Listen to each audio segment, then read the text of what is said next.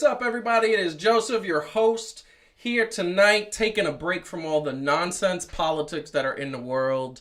It is nonstop, just chaos. But the one thing that remains always constant is that sports soothes the soul. It really does. It brings us down to normality. It keeps us going. So that being said, before we get into introducing our hosts, the co-host and hosts of Fan2Fan show. I got social media on the brain.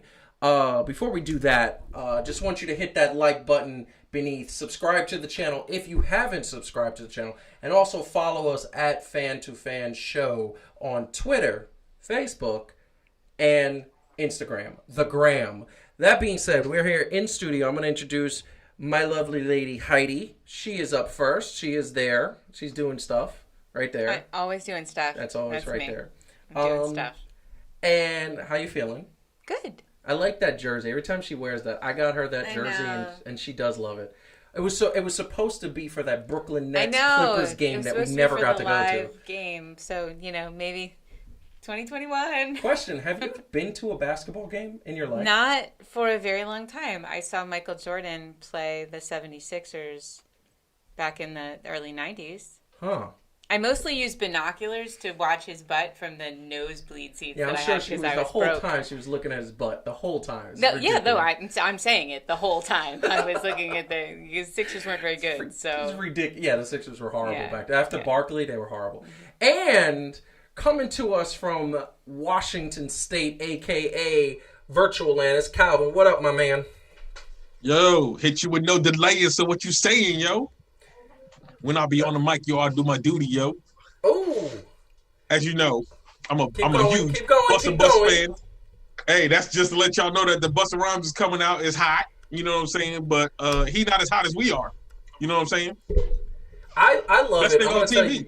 I'm going to tell you what upsets me thoroughly before we get into the monologue. When I hear on the radio, I hear, back in the day, 2002. What the hell? Back in the day, 2002? What? You old. So what's the 90s? Back in ancient times? I don't understand that. I never understood that. Classic, baby. Classic. Mm-hmm. But see, that's why I don't listen to the radio, because every time I listen to the radio, I hear that back in the day, 2005. What? On the radio. I don't even The understand 80s are oldies now. That's sad. Uh-huh. That's sad. Uh-huh. But anyway, as we move on, as we proceed, the topic of today's monologue is championships. I know a lot of you out there is thinking to yourselves, okay, championships, what's he talking about? There's no championships going on. Sports has championships. But the question is, does star power equal championships? I know there's so many people that have said that if a team has the highest payroll, they should win the championship, right? Well, that never happens. That happened this year in Major League Baseball. The Dodgers won a championship, highest payroll in baseball. But how many times did the Dodgers get to the World Series and get beat by a team that had a payroll that was less than theirs? Well, some star power is too much to overcome. I'll bring you back to 2011, and I love to bring it up because it's the one reason why LeBron James to me is not the GOAT. One of the reasons. And that's because a star-riddled Miami Heat team with Dwayne Wade still healthy, Chris Bosh still healthy, went up against a Dallas Mavericks team that just had Dirk Nowitzki. Yes, they had Sean Marion. Yes, I believe Jason Kidd was on that team. I'm not sure. I got to remember that off the top of the dome. But the fact is that team had no business being in the finals. That team lost because the Spurs choked. That team lost. That team made it to the finals because the Spurs choked. That team did one that was in that position to win a championship because other teams that should have beaten them didn't play them. That's what a lot of people said. And Miami got to the finals as they should have with those three perennial all-stars, first ballot Hall of Famers in my opinion. And what did they do? They didn't play well. They lost. Star power didn't equal championships then. Well, the Yankees this past season, star power. One of the best baseball players in the world, Aaron Judge, one of the best players, one of the best second basemen and catchers and pitchers. Were they in the World Series? No. They got beat by a Tampa Bay Rays team that had a salary that might have been the equivalent of one New York Yankees player. That's what happened. And then I'll go to football, because this is the segue. Football. We remember what happened when that undefeated New England Patriots team went up against those Giants with that defense. Well, they lost. The Giants won the Super Bowl. Oh, and what happened again when the Tom Brady-led Patriots went up against the Giants in the Super Bowl? Again, they lost. Star power did not equal championships in that regard. Now, like I said, the Dodgers pulled it off this year. Other teams have pulled it off in the past. Pippen, Jordan, Kobe, Shaq. As much as you could say he wasn't a star, Tim Duncan and Tony Parker, yeah, they've won championships. But, in my opinion, if you're going to have star power, they have to know their roles. That leads me to the Tampa Bay Buccaneers. They already had an offense. They were already top 10 offense with Jameis Winston at the helm. Not Tom Brady, probably the greatest quarterback of all time, arguably, in my opinion, yes. But they had an offense that was top 10 with those wide receivers, that offensive line, and guess what? They added Tom Brady. And guess what? They added Antonio Brown. That's what's happening. And now the Bucs are 6-2. The Bucs have all the momentum. They haven't lost a game in 4 weeks. And Antonio Brown starts for them this Sunday against the New Orleans Saints. And I love saying Nolan. Yes, you do. I do. And one of the things that I say all the time is when you have a Tom Brady-led team, you're going to make it to the Super Bowl. That's the goal. That's what's happening. But you know what? That doesn't mean it's going to happen all the time. That doesn't mean star power is going to get you there.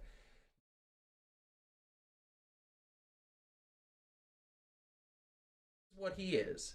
He is Tom Brady. He is everything that you could imagine a quarterback should be. He leads teams. He knows how to throw the ball. He knows how to read plays. He knows how to read the defense. This is why he's so great. This is why he's been in the Super Bowl so many years. But you know what? It's still star power. And they still got to get past those Kansas City Chiefs that are in the AFC because they are there. Now, here's the thing about that. Kansas City added their star as well. They got Le'Veon Bell. And that was the thing they didn't have last year. They didn't have a running back. They have the same offensive line. They have those wide receivers that know what to do. And Patrick Mahomes is on point with them. He just loves them. The chemistry, love that word, is amazing. And that's because they know each other. So now you're taking Tom Brady and you're putting him with one of the best wide receivers of this generation. And you're taking him and putting him alongside Mike Evans, who is one of the top 5 wide receivers this year, last year, and the year before. But they haven't played together. So are we going to see Tampa Bay lose 3 in a row? And then everybody hits the emergency button. Oh, Antonio Brown is the one who's messing up. He's doing everything. Antonio Brown. Guess what? It's not Antonio Brown.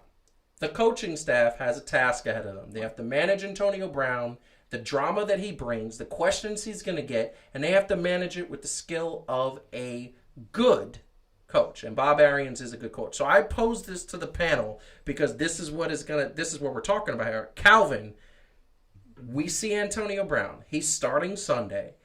What do you think the Bucs can do in the NFC, and does this guarantee a spot in the Super Bowl? I don't know if anything is guaranteed when it comes to sports because, things happen, right? Quarterbacks get hurt. Dallas. Anyway, and, wow. Then your whole team is revealed Very true, to be nothing but bums. Anyway, sorry. We was talking about the Bucs. I think they got a good shot. They had a good shot when they didn't have AB, but they got AB. He works well with Tom Brady. You're talking about a man in Tom Brady that has allowed Antonio Brown to stay at his house for whatever reason. He's doing that, right? With a supermodel wife.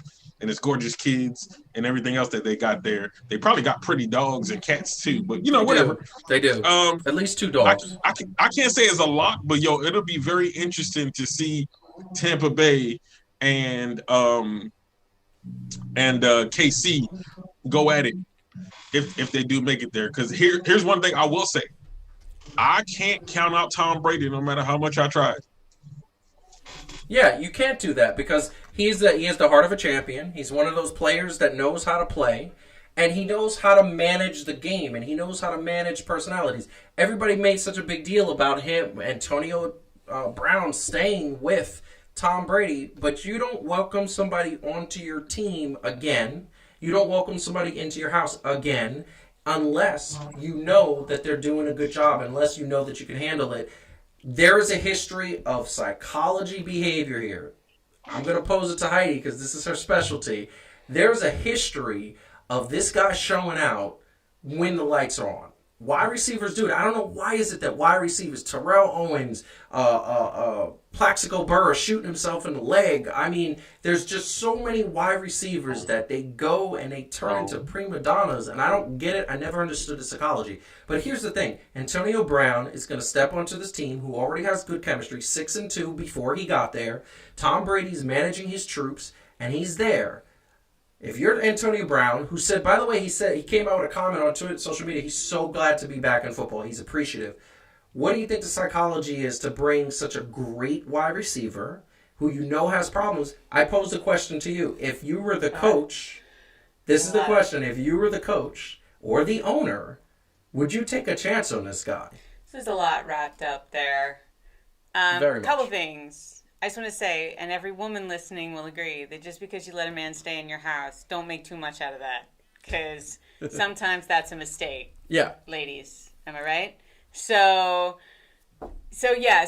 And also it's a big house. I mean, he's probably like in the 4th West Wing. Like it's, it's not like he's on his couch and out there eating cereal when Tom Brady comes up to go to the bathroom. He's got his own house. He's got a back house. So no, obviously, look, the guy's talented. So backing up for a second, everything you just said about do powerhouse the biggest star power players guarantee playoffs and championships? No, but they more or less guarantee a good season, right? Like it's rare. You probably can only think of a few instances where you shell out a ton of money for somebody really great and you actually have a terrible season. Doesn't usually happen. So, you know, that's what the money buys you. Buys you a good season. It doesn't buy you a winning season. I wouldn't rule out, I mean, we're already talking about, is it going to be the Bucs and the Chiefs, but that's coming next. That's coming next. Getting ahead of the subtopics. You just said it. You just talked. You guys just teased it. I teased it. Well, I mean, I just want to say the Saints look pretty good, right? Really? And, they did. We're going to have to pick our playoff / Super Bowls in 2 weeks. That's happening. Yes, okay. So, but, all right. So, does it make sense? So, coming back to, is this a risk worth taking with Antonio Brown? Almost certainly, because if he can actually get himself together, that's going to be a really powerful combination. In terms of why wide receivers have problems, I never understood this. Wide receivers. I'll tell you right now why wide receivers have problems. I want to hear this because this is an answer. Quarterbacks have to have an enormous amount of mental control. So this is a position that breeds guys that have an enormous amount of pressure on them all the time, and they're running it, right? So that's like the captain on the field, and they have to stay calm, and they've got years and years of building up that skill set, right, where they have a lot of self-control. It's not like you don't occasionally have a quarterback that goes rogue, but that's a position that yields that. You look at what wide receivers are. These are these guys who are super flashy, right? Their position is I'm going to go run and I'm going to make this spectacular catch, right? Like the guys that do the moment, right? And then when that moment happens, they get cheers and, oh my God, this is the best and this is amazing, right? It's the fanfare that they are like these celebrities on the field. Yes. So I think that position kind of, again, what does it select for? It selects for guys that take risks, that are willing to do bold things. And then that risky, bold behavior is the same dude when he's off the field. Yes. Right? So to me, it's not surprising. Like, the psychology of a wide receiver is a guy that is a risk taker. Yes. And is flashy. And the thing that I'm going to say, and I will totally, I'll let Calvin get in here to kind of rebut that for a second. The thing that I'm going to say is there's an ongoing joke that wide receivers are receivers and they're prima donnas, and because of that, they're a little taking it. There's a psychology there. That's just haterade. No, that is haterade. That's playground talk. That's like what you make fun of your friends for. But at the end of the day, one of the things that you understand is that a wide receiver, quarterbacks get all the adulation and they get all the negative. They're the ones who get leaned constantly, and quarterbacks are the ones who always have issues. You know, they have to understand the plays, they have to call the plays. Wide receivers are just as important on the field. They're just as crucial to an offense's movement, but they don't get as much fame. They don't get as much adulation. And on top of that, quarterbacks get paid way more than wide receivers. So there's definitely psychology, and I think that wide receivers come out and they want to act out and show out and become these divas and become these guys who are just like, I got to be extra, because they're trying to elevate their fame to the level of the quarterback. So you're saying wide receivers are Kanye's? Yes. But I love wide receivers. Terrell Owens was one of my favorite players. So, yes. Calvin, what do you think about that? I see him saying stuff. I see him thinking. Yo, the level of disrespect that I'm hearing right now for wide receivers is a little amazing. I mean, here's the deal. There's only about how many elite level quarterbacks would you say there are? Like, I would say if I had to pick, if we talk about Aaron Rodgers, talk about Drew Brees, we talk about Tom Brady, we talk about Russell Wilson, and we talk about there's probably like 7 to 9. I would say. Right. So even 8. So that's about a quarter of the teams have an elite quarterback. Yes. There are a lot of really good wide receivers though. Right. Yes. That have to deal with at least one per team. At least mid-level to sucky quarterbacks who can't give them the ball, who they getting smashed on. You know what I'm saying? Because like these people is in the open field and all the other stuff. So it's a give and take, right? I'm not going to say the wide receiver is more important than the quarterback. Obviously, the offensive lineman is probably the best players for the offense, because if they ain't protecting the quarterback, then everybody's sucking and ain't nobody getting no paychecks. Right, but they ain't gonna get that money because that's not sexy.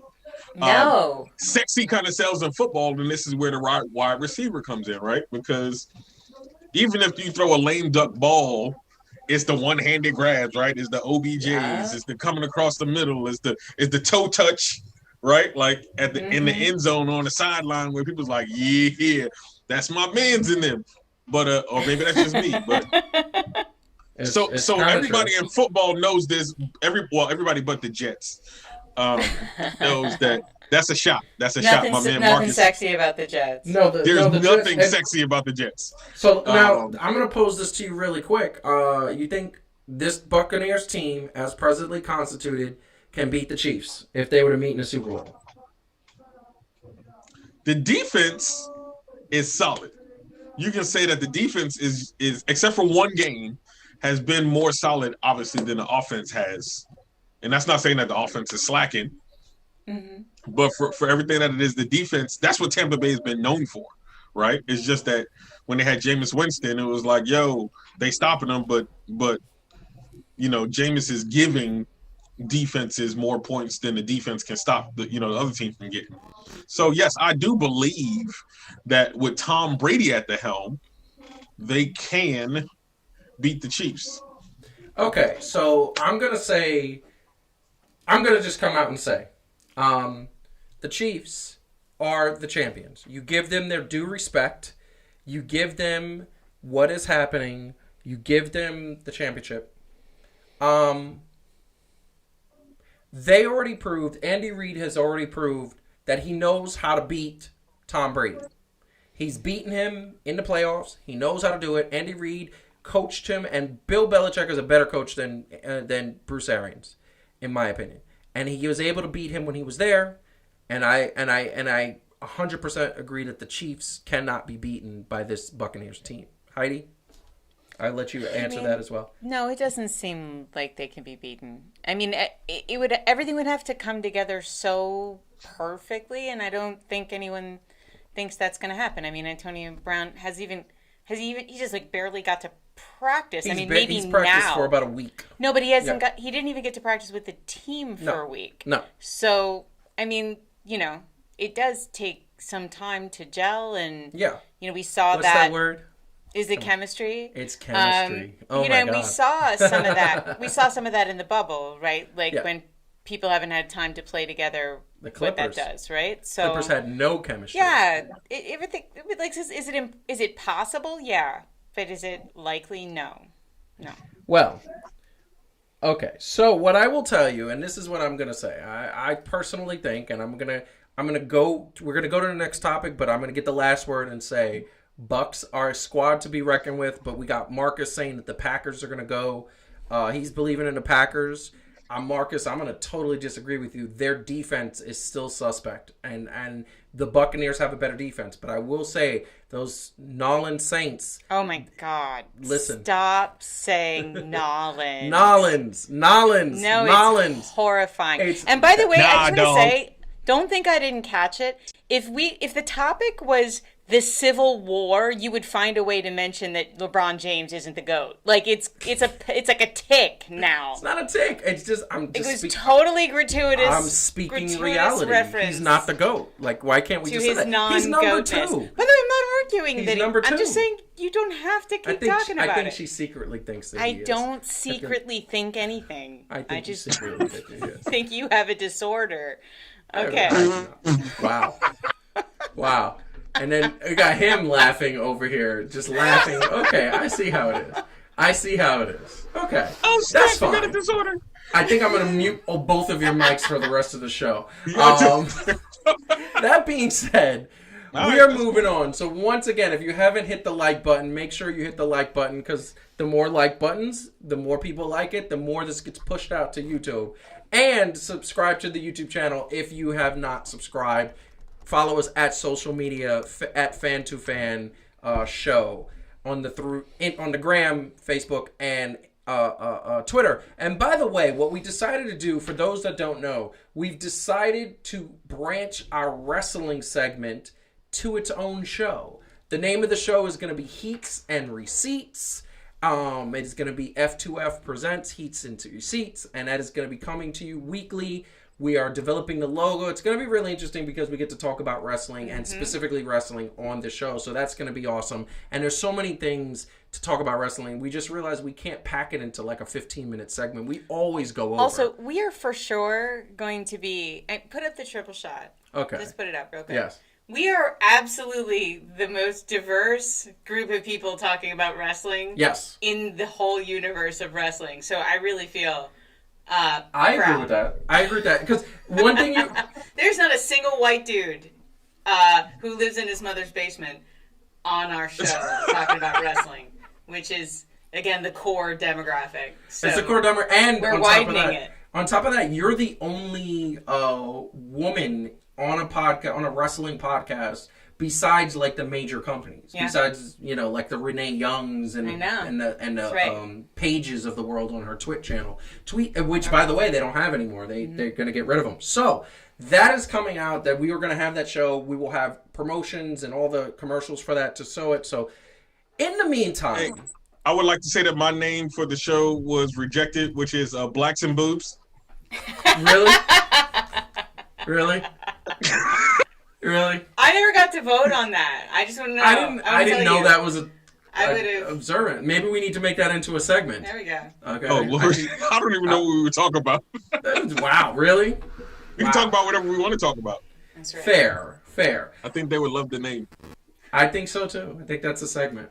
So, I just want to ask you guys, and do you know the New York Mets were sold? And it was finalized? The New York Mets were sold, and sold to billionaire hedge fund owner Stephen Cohen. The sale is now official as of tomorrow, but it is obviously contracts have been signed. Tomorrow, he is allowed to take over for baseball operations, trades, free agents, and all of that situation. So the Mets now have a new owner. They've moved on from the Wilpons, who truthfully were a disaster, and after all the Bernie Madoff situations and all the embezzlements and all the things, they never really recovered. This team really didn't want to spend too much money, even though they still spend a decent amount of money on this team. But Stephen Cohen is now the New York Mets majority owner. He's in charge of it, from what we understand. Sandy Alderson will be his sort of right-hand man, and a lot of people have been wondering if Kiki, whatever his name is, I can never pronounce his name, who's the present GM, is going to keep his job or is he going to go. There, those who don't know, Stephen Cohen, he's a billionaire. He's a hedge fund owner. He's a little eccentric, I would say. You know, when we look at, you know, he kind of looks like Steve Ballmer, but I think Steve Ballmer's are a lot cooler, in my opinion. But I think he looks like Adam Silver, who, only fatter. But after a lot of wings. A lot of wings. Or wherever Jericho eats. Or actually a lot of Cheddar Bay biscuits. Not Cheddar Bay biscuits. But he loves the Mets and clearly has a lot of money. He has his own New York Mets helicopter that he sticks his head out randomly, you know, just to throw money at people. But this is the guy. He is a serious Mets owner. And just to give some, you know, there's a major pro that one of the deals of the contract that we're hearing is that he's going to keep the Mets in New York. There was some concern that if anybody else bought them, they would try to move them to other places that had, you know, more profitable markets that didn't have to deal with the Yankees law. Well, Stephen Cohen is a New York guy. He was born and raised in Great Neck, New York. His family has ties here. He lived in New York his entire life. So he's keeping the Mets here. That is a positive. And I do believe he's a Mets fan, and I do believe he loves this team, and I do believe he's going to want them to win a championship. The one negative that I saw is in the mid-2000s, he basically was brought up on, you know, Wall Street trade offenses and pled a deal. He pled guilty, had to pay $1.2 billion. By the way, I would love to be able to pay $1.2 billion for a Wall Street. And then go on to buy a Major League Baseball team. And then go on to still have money to buy a Major League Baseball team. Like, oh my God, like, what are you talking about? It's like that was a speeding ticket for him. He, you know, it was horrible that there's so much, this guy has so much money. But, you know, the first thing I'm going to say is, like, you just got rid of an owner that was tied up in Bernie Madoff, tied up in all of these situations. And it's like... Yeah, but that wasn't why they were... Now you're getting a new one who has, like, a history of negativity? Like, all right, come on. I don't know what Calvin's going to say about this, but what I'll say is I don't think there's that many baseball owners' histories that stand up to a ton of scrutiny. I mean, when you have money at that level, there's a lot of... Should have been J-Lo. Well, and here's the thing, though. I mean, I love J-Lo and A-Rod as much as the next person. No, I didn't notice I didn't say A-Rod. I know that you A-Rod's didn't her say husband. that. I'm talking about me. We know A-Rod got scrutiny. You know, but I like that this guy is a lifelong Mets fan. He is. And very genuinely. And you couldn't say that about J-Lo and A-Rod, clearly. So I like that there's a real Mets fan. No, I think they want to buy the Yankees. I will also say that... Yeah, because you're never going to buy the Yankees because the Steins are never going to... They're never going to sell Big the Yankees. Stein, Little Stein. The other thing I will say is, in the vote, so when the owners voted... Yeah, there were 4 teams that said no. And the 4 teams that said no were led by Jerry Reinsdorf, who I hate. So anybody who is Jerry Reinsdorf's enemy is cool by me. Yes. And that guy, for people who don't know, He No. owns the White Sox, but the reason I hate him is more that he owns the Bulls. Yes. So and he owns the Bulls, and anybody who saw The Last Dance, that's him. That's him. Yeah. So, and Calvin, what do you think about Stephen Cohen? And then we're going to ask the same in the same breath, and then we'll kind of answer it on your thing. Is this going to change the Mets' fortune? So, Stephen Cohen, what do you think? And is this going to change the Mets' fortune? So you're surprised that somebody that's involved with the Mets are a little bit out of their mind or has had some kind of issues? How long have you been in New York? But for real though.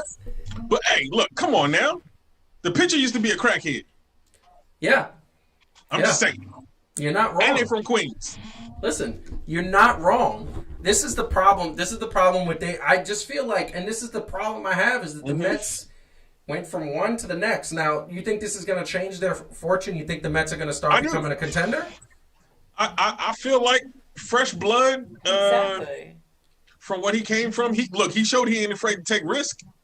That's right. He's like, what? That 1.2 mil? That 1.2 bill? All right, cool. What's up? Yo, you know what? I'm hoping he going to kind of be like Steve Ballmer. Look, I hate to say this, and I know it's a jinx. How much worse can it get for the Mets? I mean, could you knock something right now? Marcus, but yeah, Marcus, you're right. Marcus, how much worse can it get for the Mets, B? Like, for real, I need an answer. No, Marcus is a true to life. I don't like the Yankees. I only roll with the Mets fan. Yes. So I need to know, like, how much worse can it get? Like, that's what I need to know from my mans in them. Because from my standpoint, it can't get that much worse. This is like Brewster's Millions. I'm just gonna say that. I'm gonna say this. Look at this. So he bought this team for $2.475 billion, and I understand that it was a he's part of a team, and he's part of it's part of a equity. It's not his money, right? But the Mets finished in fourth place with a division that includes the Miami Marlins and the Philadelphia Phillies, who were not great the last couple of years. It did, and that to its point, it included the Washington Nationals that were the defending champions, and they didn't even make it to the playoffs, or they didn't even come close. They were 26-34. But they were tied for last. Exactly, tied for last, basically. In the NL least. Yes, in the NL least. Yes. And here's the problem with that. This team has spent money. They just haven't spent money well. And now he's going to bring in Sandy Alderson, who, by the way, didn't do a good job the first time. Why are you bringing this guy to run your operation? I don't get it. I don't understand that. But the thing that I'm going to say is, the one bright spot, they have a 3-time repeat Cy Young Award winner, Jacob deGrom. He is your Clayton Kershaw. You do not get rid of him. You build around him in the sense that he needs some better pitching around him, some better bullpen help. And he needs offense. And this is the problem. And this is the problem that if I'm Stephen Cohen, why would I want to buy the Mets? They have this brand new, probably 10-year-old stadium that nobody likes. No player likes to play at Citi Field. The fans love it. And I think it's one of the best major league stadiums in the league. It's so beautiful. It's a beautiful stadium. The food is great. The fans are great. You can see everything. But the players don't like playing it because every time a player comes, their offense goes down, unless you're on another team. Because every other star, Mike Trout last year came into to Citi Field and hit 7 home runs in 4 games. Okay? And Aaron Judge plays there. He hits home runs all over the place. The Mets, put a Mets uniform on, you get in that stadium and you don't hit home runs. Pete Alonso was an aberration. He spent the entire 2020 season literally just not doing anything. He ended up with a 220-something average. Like, oh my God. I don't think this is going to turn around. I will say one thing. Ownership, switching from the top, having better ownership helps. But I don't know, man. I don't know. I think the Mets got a black cat running around that place. I got a solution. What? Oregon just decriminalized all drugs in a personal scale. You move the Mets to Oregon, you let them do some coke, and then look, it worked for Doc Gooden and Darryl Strawberry. Okay, they was pretty dope. They won in '86. That's all I'm saying. You have a point. Len Dykstra was also not. Yo, my man Len Dykstra was a beast. Yeah. He was also sniffing cokes and having sex with hookers in between innings, and that was like, obviously that worked. I rest my case, Your Honor.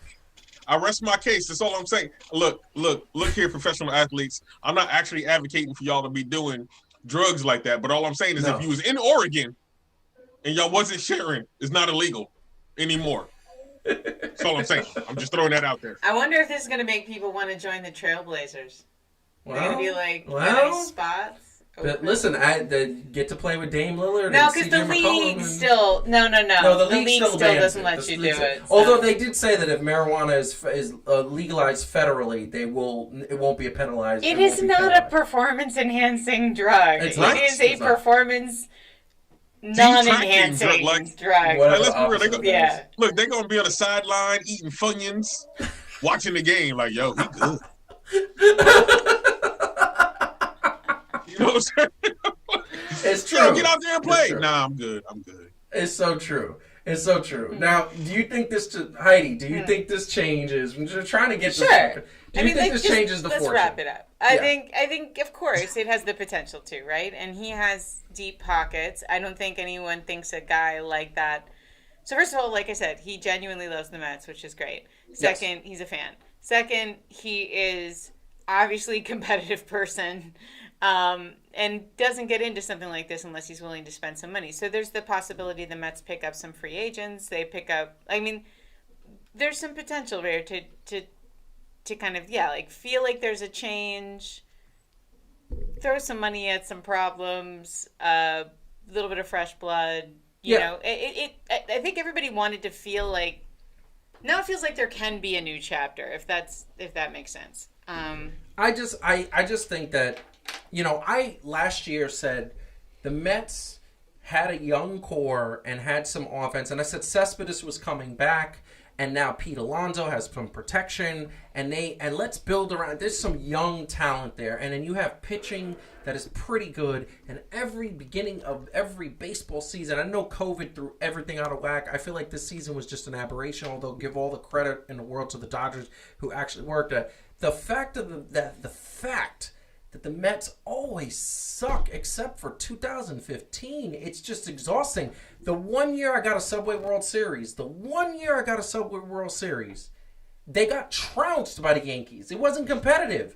I want to see Game 7 between the Mets and the Yankees in the World Series on a worldwide platform. I want to see it. I'm never going to get to see Giants versus Jets. I might get to see Knicks versus Nets, except that the Knicks ain't doing their part. But at least they're going to change the format in the next couple of years where you could see 2 East teams or 2 West teams in the finals, depending on your record. The fact is that it's exhausting. I hope this is a new beginning. That's all I'm saying. Okay. I will wrap this up. But once again, for all those watching at home, make sure you hit the like button, subscribe to the channel if you haven't, and follow us at social media if you have not. That being said, we are going to go right into this because this is something I love. The NBA to me is so exciting, and one of the best parts of the NBA is the off season when money is just going crazy, going nuts. It's going just all over the place. The NBA free agency season, it's so exciting.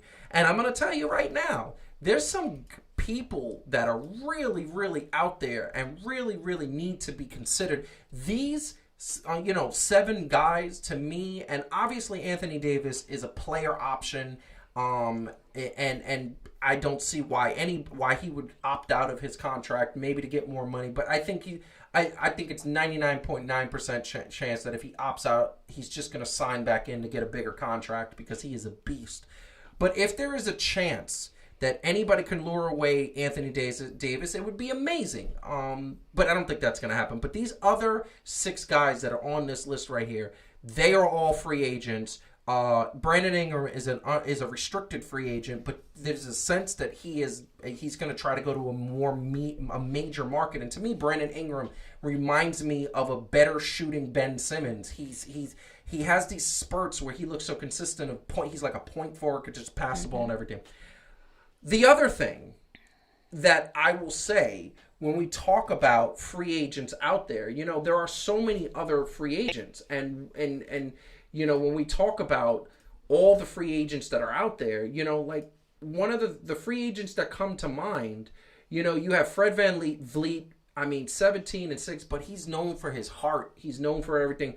Bojan Bogdanovic. Heidi, you want to what is that name? Because you found something out that was very interesting. No, it wasn't. I found it out. I just thought about it for a while. Bogdanovic. Yes, I can't. Literally means Bogdan, son of Bogdan, which is like an awesome Like if you just said it that way, that would sound like a Viking. It'd be really cool. I would just put that on my jersey, like Bogdan, son of Bogdan. I love that. Did you get that, Calvin? He's Bogdan, son of Bogdan. Mm-hmm. I love it. Yeah, I love it. It's very Viking. He needs to grow a beard and he looks too babyface. Joe Harris, and one of the things that I'm hearing from Nets camp is that the Nets want to keep Joe Harris. Like, he's their sniper. He's their guy when Kevin Durant or Kyrie drive to the hole, they could kick it out, and he's a sniper. He's such a good three-pointer. Gallinari, yeah. You want to try that one? Which one? Danilo Gallinari. There we go. Yes. Calvin for the win. Okay. That's my dude from back in my Colorado days. What I say is that there's actual interest from the Knicks. Like, the Knicks want to bring him back, and I'm like, why are you doing that? You traded him away for so much, and why? That's going to make me so mad. Pretends Montrezl Harrell, this is the guy right here who I look at that and I say, oh my God, you're pretty amazing. And this could be pretty amazing. This could be something on a team.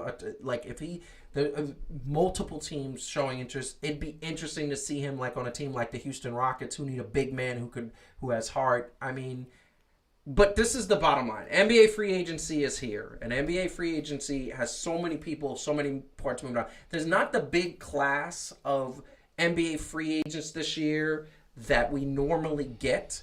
There's no Kevin Durant's, there's no Kyrie's out there, there's no Kawhi Leonard's, there's no like first top 8 stars, but it's still exciting because the parts are going to be moving in, especially parts are going to be moving in the next month and a half, especially if they're going to get back to the season around Christmas. So I tell you right now, Calvin, I'm going to put you out first.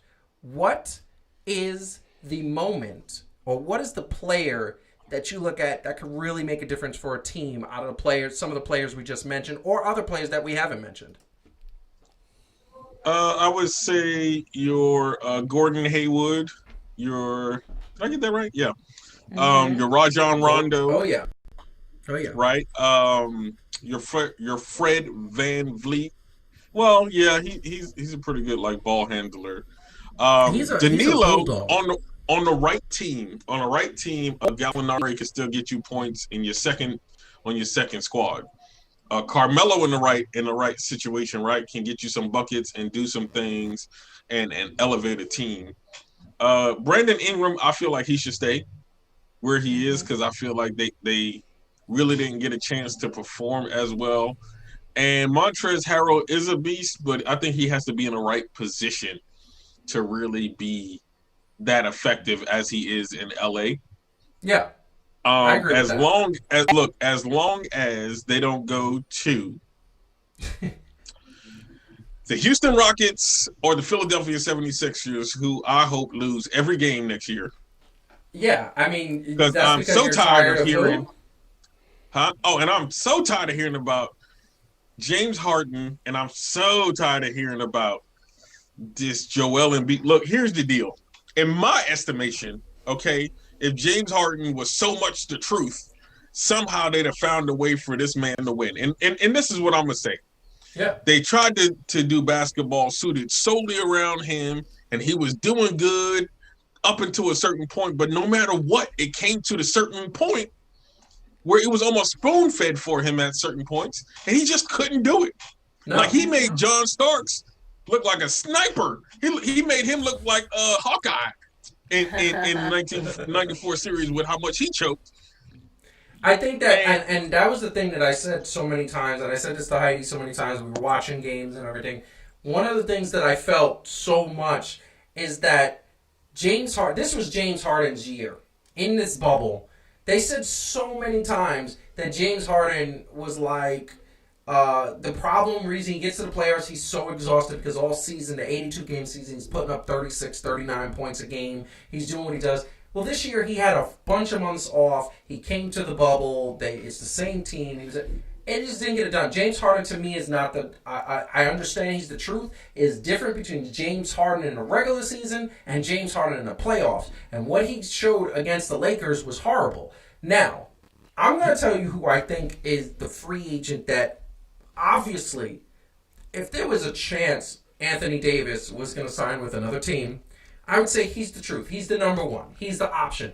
And if you can give Anthony Davis, you put him on a team like Toronto, you put him on a team like the Bucs, you put him on a team like Miami, you put him on any one of those teams that we just saw, you put him on Denver, you put him on any that, he's a champion. It's a championship team right there. They're going to win a championship. That's a dynasty in the making. But he's going to stay with the Lakers. I think the guy who really, really makes me say, yo, it's got to be Brandon Ingram. You put Brandon Ingram on a squad like Portland or Denver or Houston, where now James Harden could just be the shooter and you could have the small forward who also can do things with the ball. You put him on the Clippers. You put Brandon Ingram on the Clippers, where now they got a ball handler. I'm going to tell you right now, Brandon Ingram is that player that takes you to the next level if you were already in the semifinals of any playoff. That's who he is. He takes you to the finals automatically, one player. So I'm gonna have to do my best Stephen A. Smith impression. You're wrong, and here's why. Okay. Well, I'm gonna say I respectfully disagree with a couple of teams there, right? I don't think that you actually need Brandon Ingram on a Denver, right? You already got Jokic, who's doing his thing down there, right? Mm-hmm. I feel like you got to account for like things like spacing, right? He is a big and he can do that thing, but you got to think about the spacing and the timing, right? So I feel like if you put him on the Clippers at this point, they so jumbled up. It's like trying to find Waldo to figure out who's going to do what they're doing. And I'm not hating on the Clippers. I still believe that once they pull it together, they're going to be a squad. Yeah. Once they pull it together. So we're going to see the work that they got to do.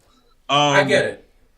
And here's the thing that I'm going to tell you is that, and I'm going to let Heidi kind of comment on where we go in and then we move on.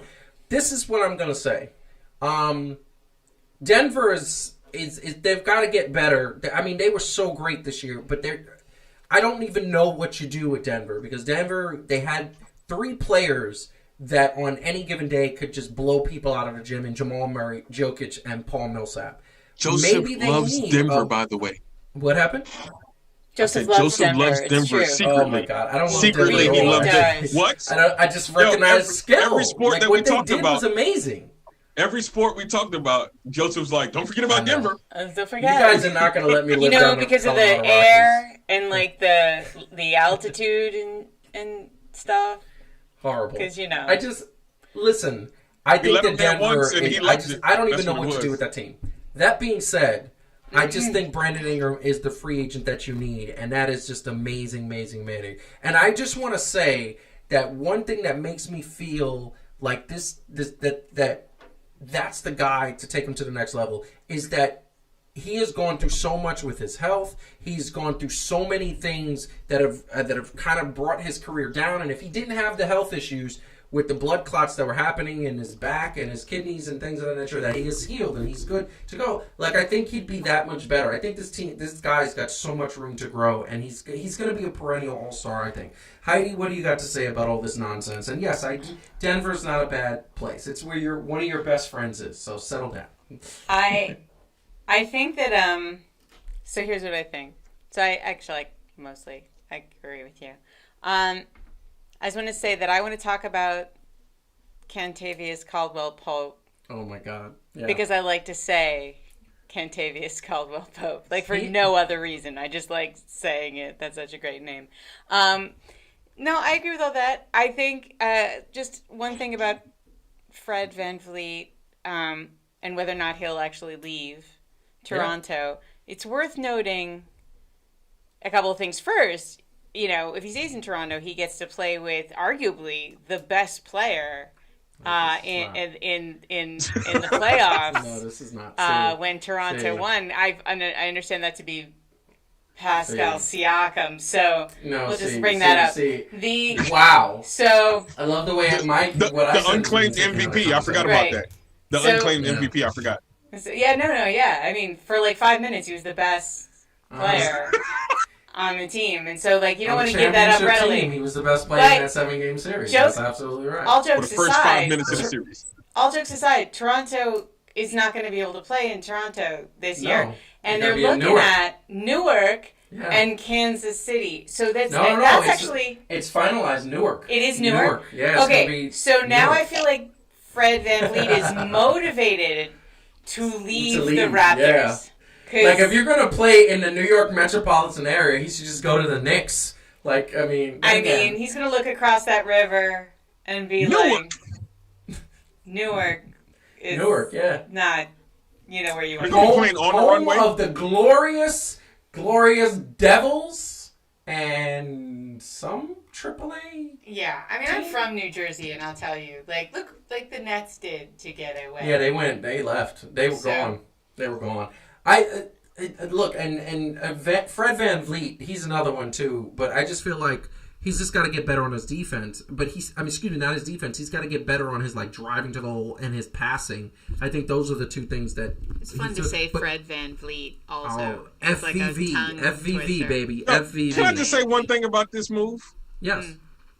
I don't know why they didn't consider, and I'm being serious about this one. I don't know why they didn't consider somewhere in Kentucky to stick the Raptors while they couldn't move. Now, here's why I'm going to say Kentucky. Yeah. It's a great college basketball squad, right? Like State, right? Where they have one of the best systems, and they've been kind of itching for an NBA team. Yeah. So I'm not saying that Toronto fully moved there, but I'm pretty sure if you tell Kentucky fans, right, that you're going to have a professional squad there for the whole season? Yes. What? Yeah. Good for the league, baby.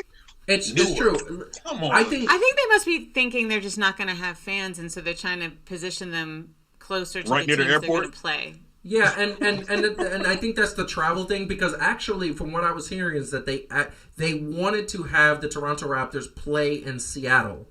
But the problem is that because Seattle's where they want to get a team in, they want us to be a team. They considered Vegas and Seattle, and the problem with both of those places is that the Toronto fan base is on the East Coast. So what you're asking their fans to do is stay up till 10, 11 o'clock and watch their games 1 in the morning when the game's finished. So I don't think that was fair to the fans. That's what I think the thinking was. But you could go to Kentucky, to Calvin's point, and that would be in the same time zone. Yeah, it'd be a little warmer.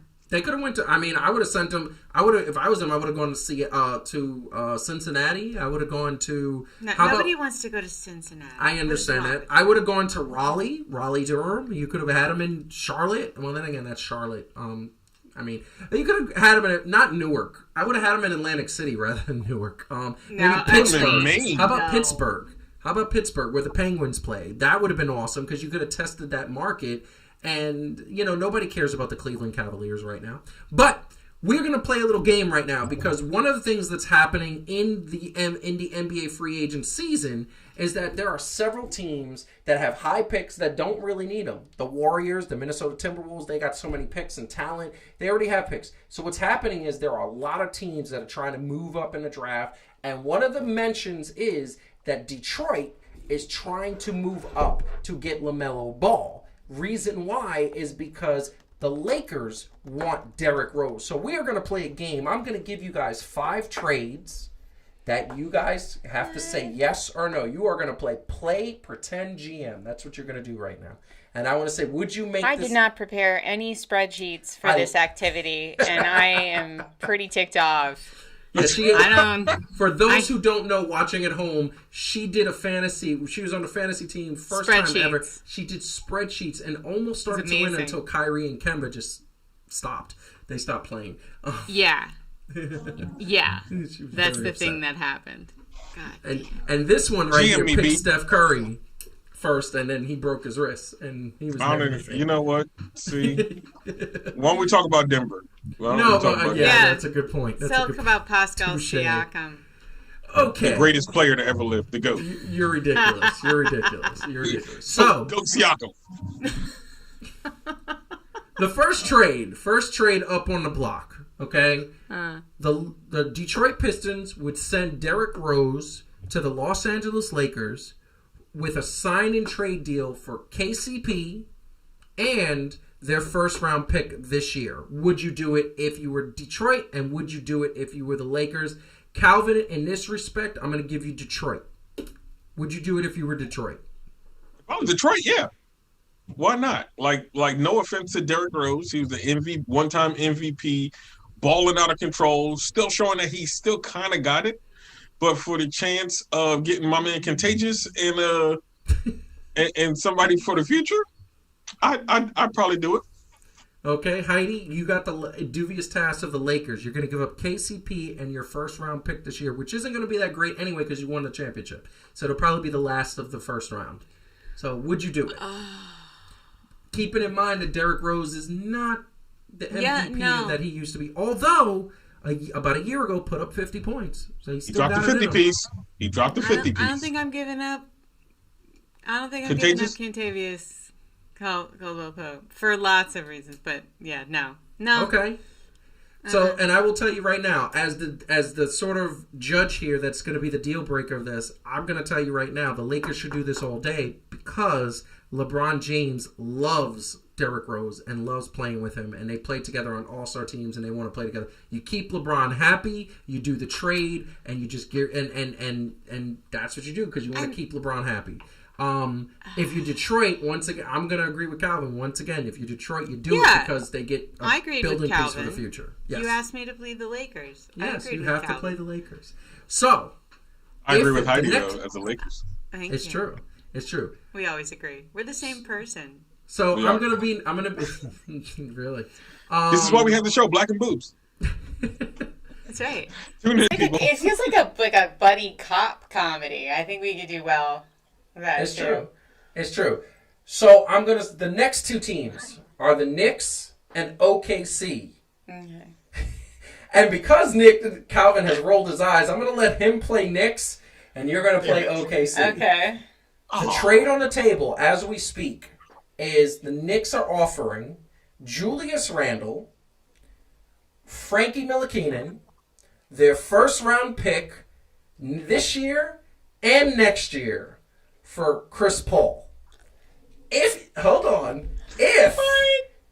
you are OKC, Heidi, do you do that deal? Yes. Do you know why? Because everything the Knicks does is wrong, so it must be right.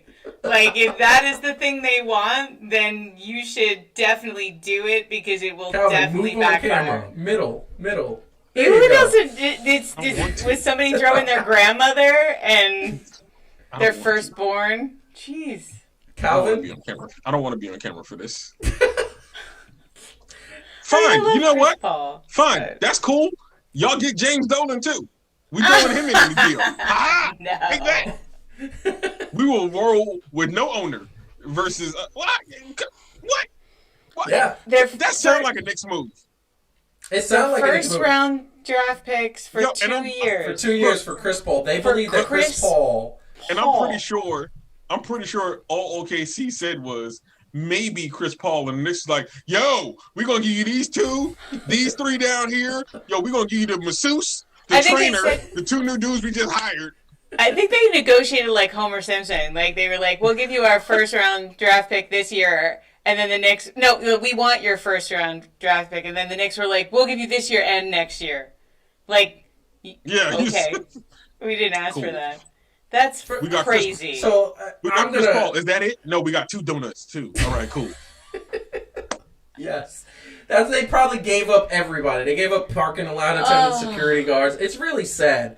This is what I'm going to tell you. They threw in Spike Lee. They threw in Spike Lee because they're like mad at him. It's really horrible. He went for free. He went for free. He's like, I'm done with this place.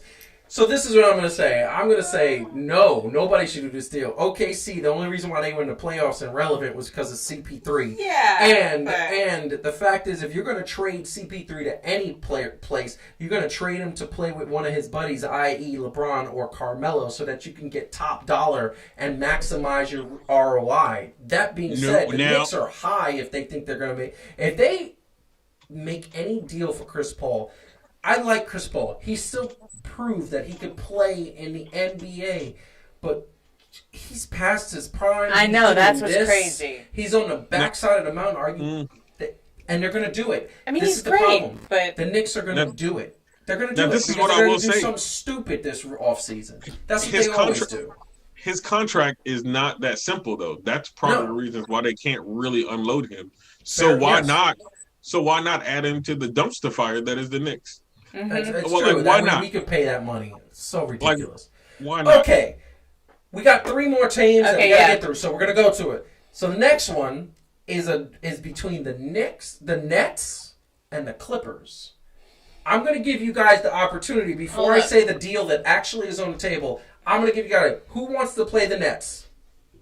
I'll give it to Heidi. Thank you. So you got the Clippers. This is the deal on the table. Mm-hmm. The Nets will send Jared Allen, Karis LeVert, their first round pick this year, and Spencer Dinwiddie for Paul George and Montrezl Harrell and a first round pick 4 years from now. That's the deal on the Is table. this actually being considered, or are you This just is on the table. inventing crazy? This is on the table officially. Why? Okay, so I'm gonna let Heidi go first. She's gonna play the Nets. A lot to think about here. I'll tell you what. Yeah, I'd do it. I think that would be. That's sick. And you already have a team. I mean, with Katie and Kyrie only playing, like Katie not playing at all, Kyrie only playing a bit last year. You already. It's not like you're disrupting something that's like a well-oiled machine. Yeah, why not? That sounds crazy. That is the deal. So you say yes. Calvin, what would you do? If you were the Tag team back again. Yeah. Let's do this. What? Hey, hey. Pandemic P? Pandemic P. Really?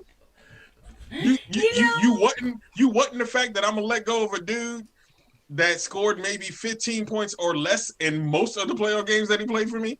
I'm not saying Talking about he needed an emotional support rabbit and a couple of Kit Kats. Come on, man. I mean, Kyrie is very nurturing.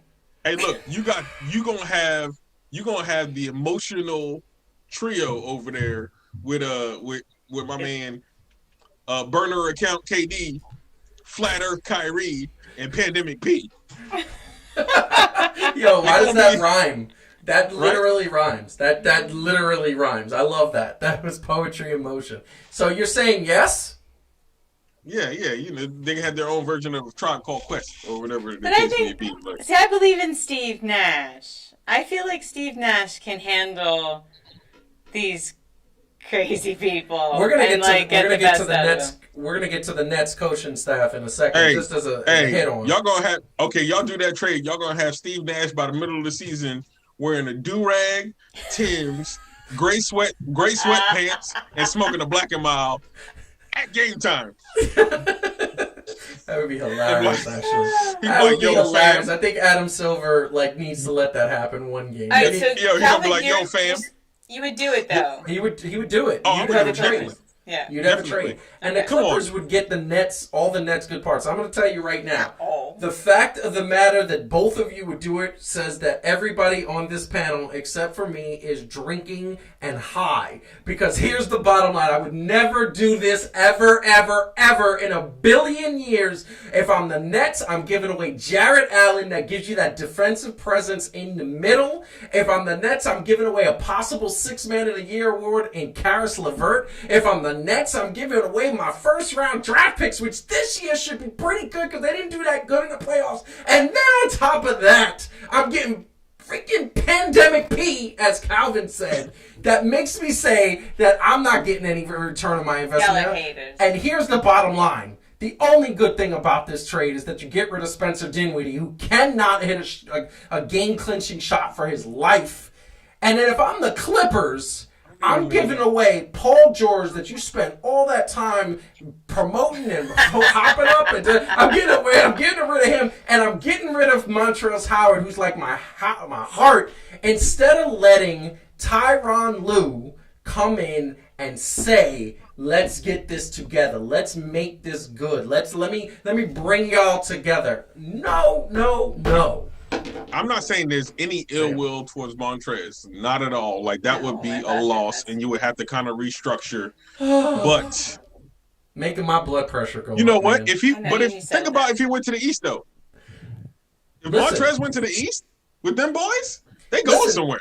I will tell you right now, if they could somehow make this trade happen without giving up Karis LeVert, I would definitely. Then I would change. Hey, stay my out my mind. picks, B. I feel Stay like out my picks. Karis I'm the LeVert, GM. What happened?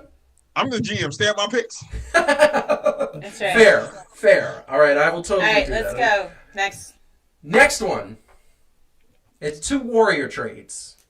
So the Golden State Warriors I'm going to trade them for themselves. The Golden State Warriors have the 2nd pick in this year's draft. Okay? Right. They don't need it because they have Klay Thompson coming back, Steph Curry's coming back, Draymond Green's coming. Plus they have Andrew Wiggins and a couple. They can get a free agent. They could get a Montrezl Howard. He would love to play there. This is what I'm going to do. I'm going to sign the Warriors to Calvin. The Warriors won? Okay. And I'm giving the first team to Heidi, Is it the 76ers? Which is the Philadelphia 76ers. I knew you would. Okay? Good, because I hate them. Here's the trade. Here's the trade, and I'm going to tell you, both of these upcoming trades that I'm about to announce were rejected. So they're off the Good. Okay. Good, because I'm rejecting it. Off rip. As soon as I saw Philadelphia, the I told first trade, Golden State sends Andrew Wiggins, their 2nd pick, and a player to be named later to Philly for Ben Simmons. Are you high? That's what they offered. Nah, bro. No.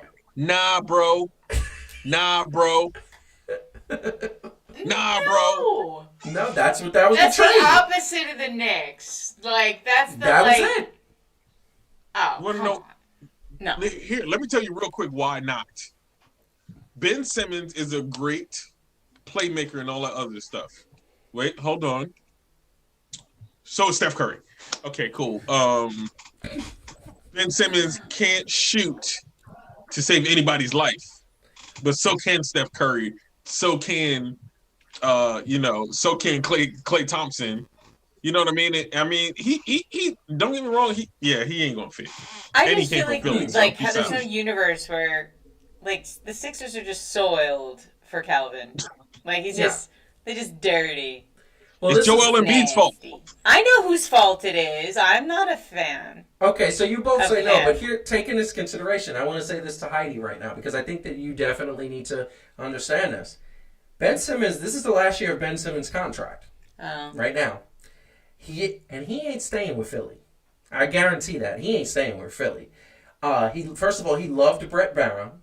Second of all, he wants to be closer to Australia. You know what that means, Southern California or San Francisco. Look, I'm sure. Okay? So, what I'm going to tell you is that, knowing that, would you change your mind on a trade? Andrew Wiggins, their 2nd pick, and next year's 1st-round pick. Next year's 1st-round pick for a team that's going to be great. They're going to be in the finals, probably. Yeah. Yes. So it's not gonna be, like, that's like... They didn't say a player to be named. It's like, and these soiled tissues. Like, thanks for that. Yeah. That's amazing. So that's, like, nothing. That's gross. So, no. Still not. No. I'd rather take the year and have a shot at having a really good year. Okay. Fair enough. Now we're going to switch it up. You get the Warriors, and Calvin... If it's the Rockets, I'm punching you in the face. What happened? If it's the Rockets, I'm punching you in the face. Rockets. No. That actually would have been classic. That would have been perfect. No. For those that don't know at home, right before the show went on, he said he didn't want to talk about the Houston Rockets, James Harden, and Joel Embiid ever. And of course, we've talked about him a lot. Yeah. No, you're going to get the Washington Wizards.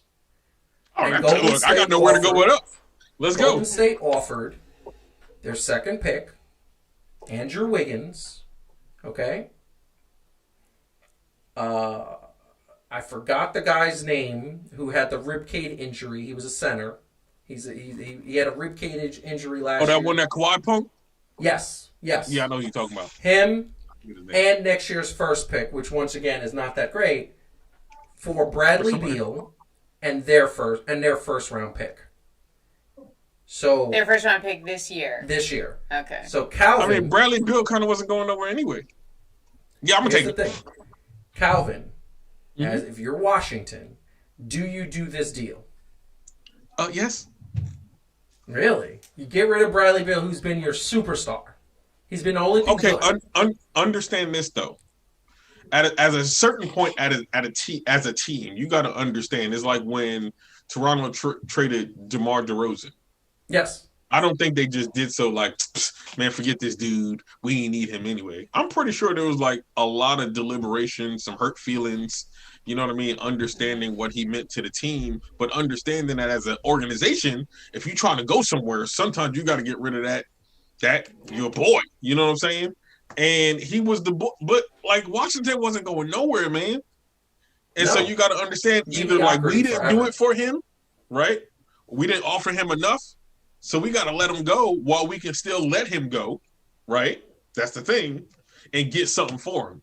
So you got an Andrew Wiggins. You possibly got my man coming out of college, the big man. Yep. I know who you're talking about. I forget his name. Yeah. And then somebody else. Yeah, man. Like y'all kind of rebuilding anyway. Dude, Andrew Wiggins is pretty nice.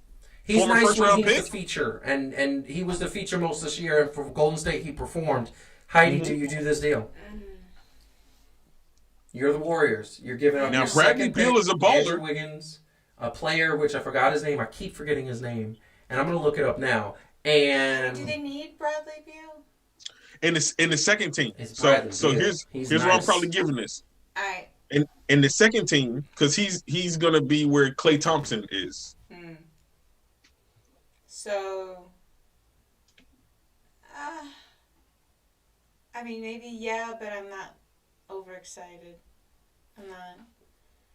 So you're... I literally, every time somebody mentions the Washington Wizards, I think of the Washington Generals. That's how... Wow, that's not good at all. I know. That is so not good at all. That is not a good... Kevin Looney. There we go. Kevin Looney. That's who I'm thinking of. Kevin Looney. Now, I will say this, Heidi. Bradley Beal has been an all-star.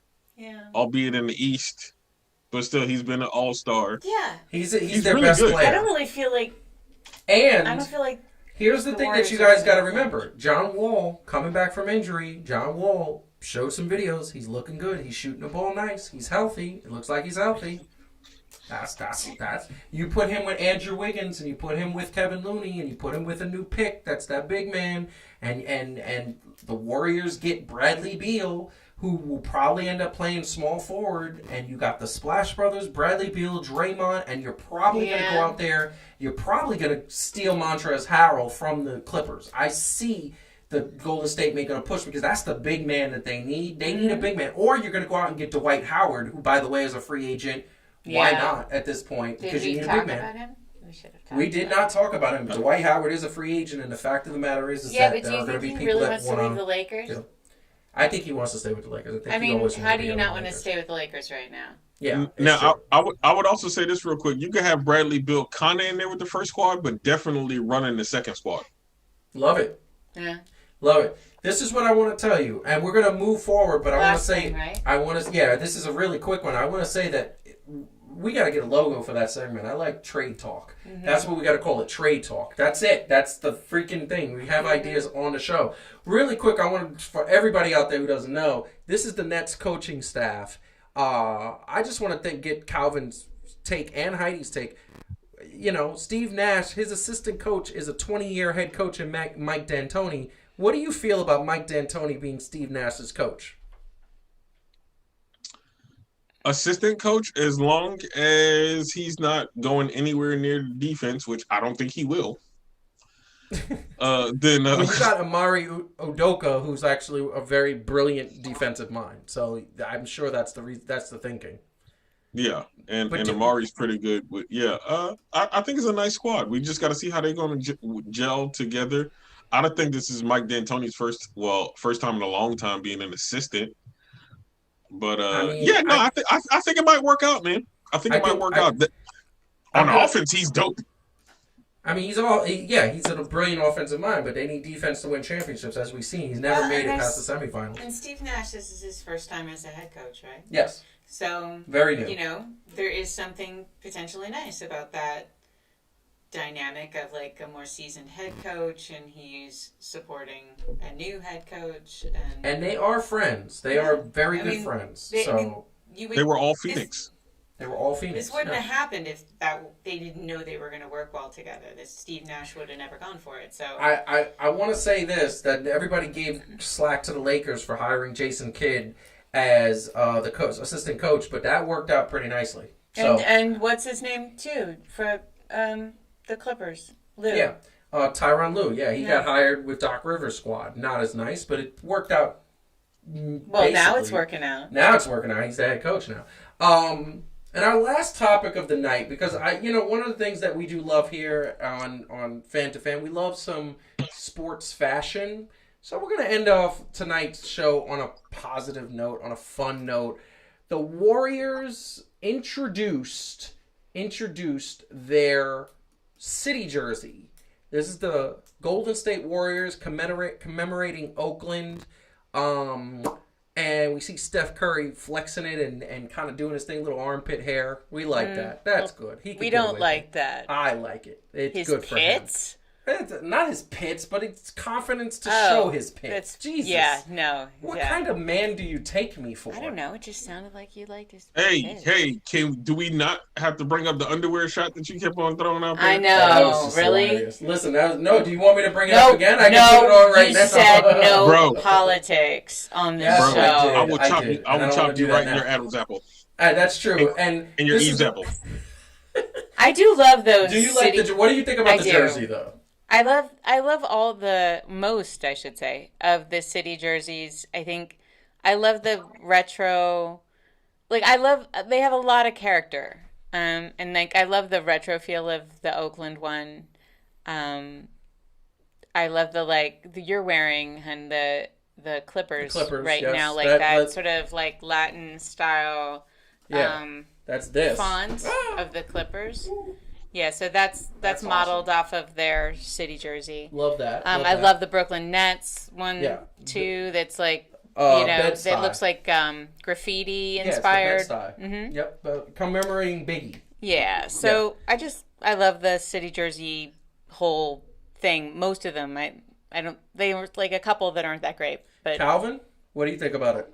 Yo, I'm gonna say I love it, and especially for the fact that it reminds me of the.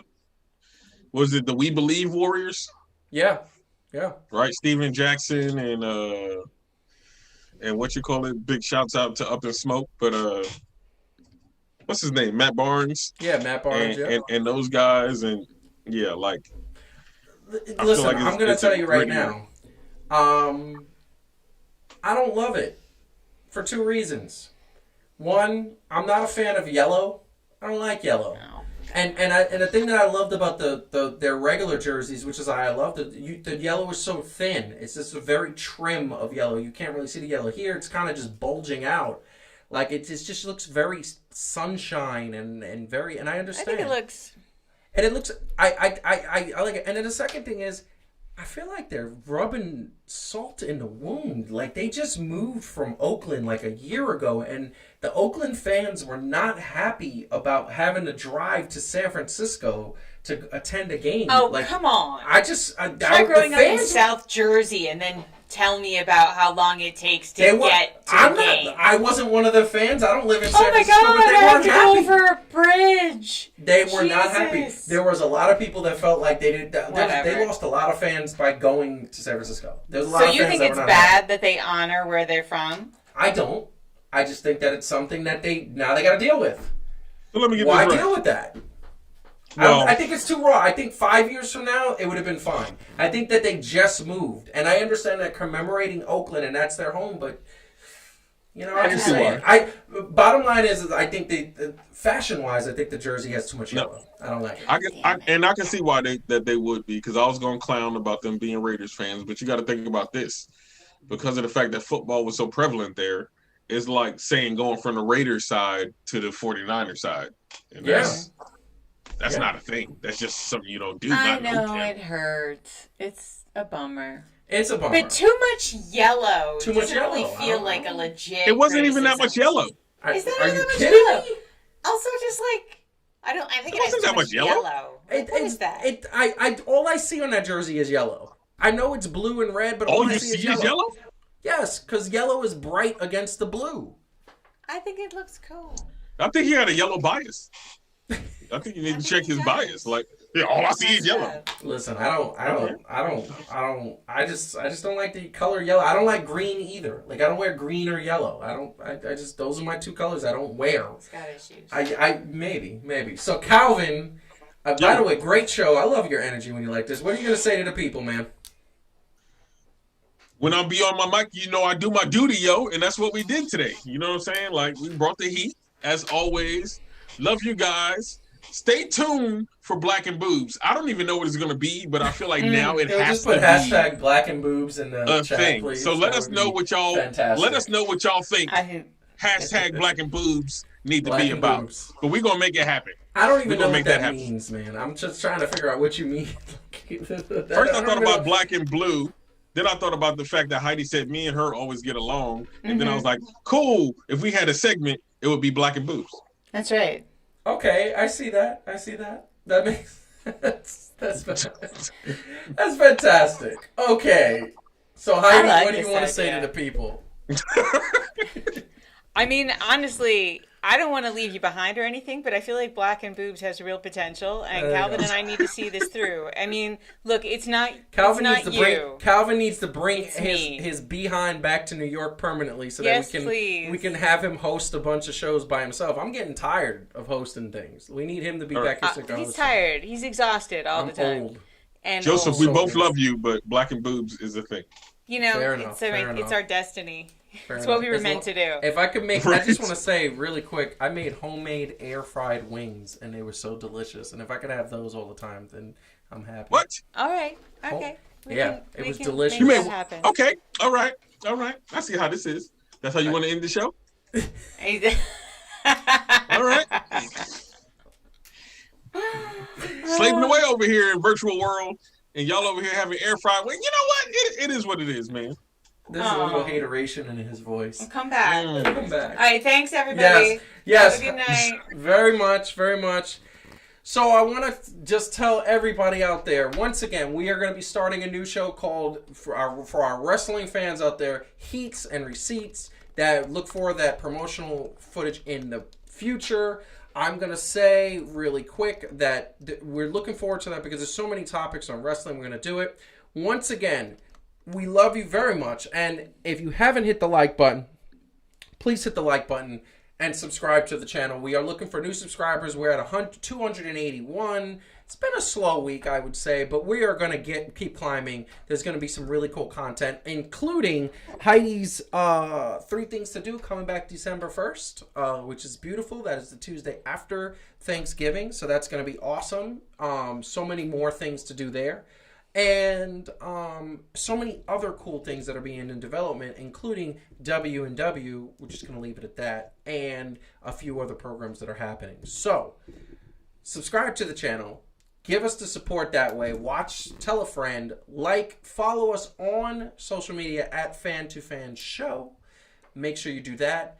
I am going to go relax and have a good night and just try to chill because things are so stressful nowadays. But we love you so much for tuning in. We appreciate you all. Have a good night. Have a good week. Stay out of trouble and just be calm. Things will get better. Talk to you soon.